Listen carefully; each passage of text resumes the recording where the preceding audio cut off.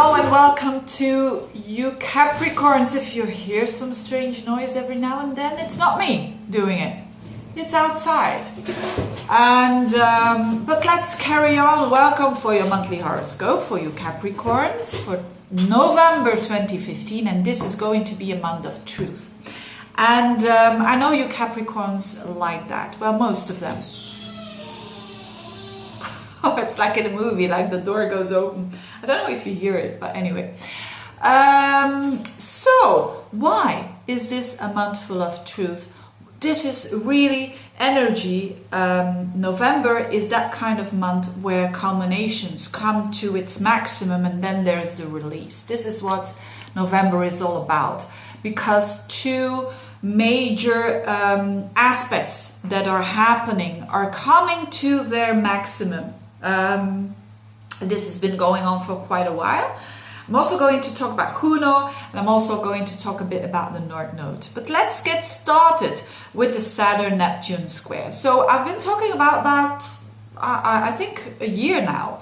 Of those two planets, you know, Saturn is your ruler, and Saturn is getting real, getting truthful.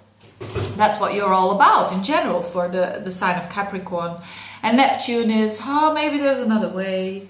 It's the ideal. So they clash. And but in a way now that it's exact. So it's more the mutable signs that are going to sense that, but you are going to sense it in the areas of the 3rd house and the 12th house. Now, what does it mean? Neptune is in your 3rd house for a long time now. For a long time.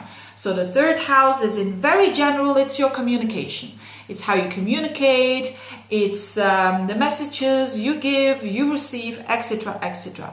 And Neptune has been there for quite a while. So, more than before Neptune was there, that is a couple of years ago, there is a bit, maybe, some mistakes going on with communication, some misunderstandings, some maybe you deceiving yourself a little bit actually in your thinking without knowing, or on purpose to escape something, because something is painful.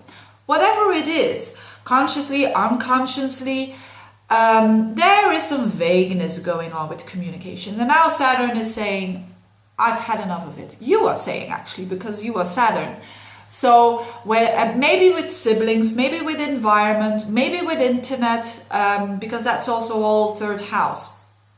And now Saturn is in your 12th house, in the house of the unconscious.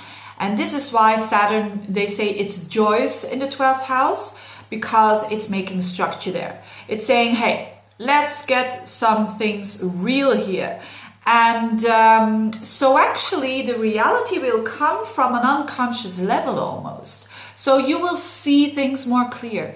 That's basically it. Nothing more, nothing less. You will see things more clear and with facts. And you like that, don't you? You're a nerd sign. No, if there's vagueness going on, if there's a sign that doesn't like that, it's you Capricorns. Together with other earth signs, Virgo and Taurus. So there's going to come some truth to you, and you're the kind of sign, I think, that even when truth is not always, you know, it's sometimes painful, sometimes a little bit, sometimes not at all, because it's not what you expected.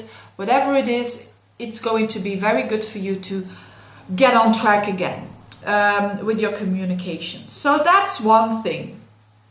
Another thing that is a bit stressful, but again, those stress moments show that after that there will come the release, has to do with Pluto-Uranus square and with the lunar eclipse. So there has been an eclipse in September that was very powerful for most of us. And the eclipse was in the relationship houses, the Aries Libra energy in general. And for you, my notes here, because otherwise I have to count the houses. For you, it has been on key areas of your life, which is home and family. And that eclipse showed something about truth in connections and relationships, and showed something about truth that comes out, but that you didn't, you know, sometimes, and that's the Uranus working here, truth comes out and you didn't expect it. You did all the thinking and all the especially in October, because Mercury was in Libra, and that's Libra is the house of your work. So maybe it relates with work, with government, with mother, with bosses, connections you have with work. And there were things that you really, that blew your mind. And now it's a bit of a wave after wave after wave, because this is going to happen now with Venus. You're going to have Venus in your 10th house. So this relates to your feelings. So there are some feelings, very deep feelings, but you want to get to the truth of the matter, because the Venus is squashed with Pluto in your sign. And then all of a sudden, there comes the release when Uranus opposes Venus, and that will be around the second or third week of the month. So there's a big release anyway around the 25th because of the full moon. I'll explain in a minute. But so there is like truth coming up, considering home and family, that you didn't think was true at all. And it relates to the 12th of October last month, if you can recall what happened there. There already was coming some truth that you didn't expect that was going to come. And now it relates a bit more on a feeling level. So, and you will, it will continue, because then Mars will aspect that. So you will make some decisions later on because of that. So whatever it is, again, this Pluto-Uranus, it's all about truth, the whole truth, nothing but the truth. And it's not like the Saturn-Neptune there that you have, maybe not seen things, but it's about really authenticity and really trusting as well. Because Juno, the asteroid Juno, is involved here. Juno is in your 10th house, so strong commitments made that relates to work probably. So you are going to find out, for instance, on a very basic level, I don't want to give too much example because these are general horoscopes. And if you give an example, people pinpoint to that. And I want that. If you really want to have a reading, you better go for an astrologer and do a real reading. But these general horoscopes show that maybe there is a boss that you didn't know the whole truth about them, and now you will. You didn't know, am I going to commit? Because that's Juno. Juno is an asteroid. It's all about commitment. Am I going to commit? Am I not going to commit? This is basic here. This is the truth here, and it will help you to proceed.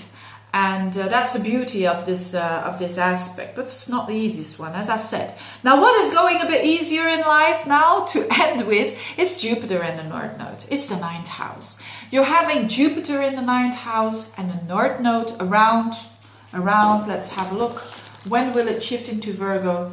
Around the 13th of November. But this is just the beginning of a process that will take you, it's like an 18-month process, something like that. So what is this all about? Jupiter and the North Node. This is a hunger for something new. And what? Well, 9th house issues.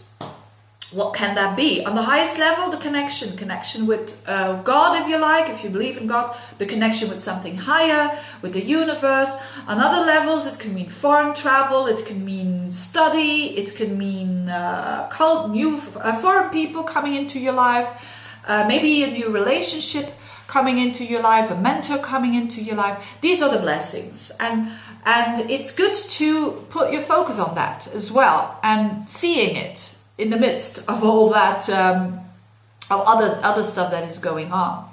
And so that's where you need to go. Well, again, I always say you need to go. It's like, putting the finger here, don't want to do that. You can go there. And in opposition is your 3rd house. So that needs to be released. Again, the word need. I know you Capricorns don't like that, because you don't like to be, you have to do this or that. You don't like that, do you, Capricorn? And that's good. So what is good to release is the 3rd house energy. It's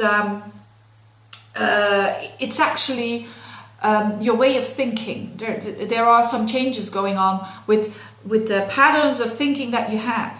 You're going to release them. Neptune is there anyway. And that's actually what Neptune is doing. It's giving you mist in order for you to know clarity. And so the North Node in the ninth also means that trust in life, having trust in life, having trust that all will be well. That's where, if you put your focus on that, you will grow tremendously. Having said that all, I wish you a very... there is a full moon in around the 25th. Normally I don't mention full moons, but I do it now here because it's such a culmination point with all the other aspects that I've been talking about, especially the Saturn Neptune.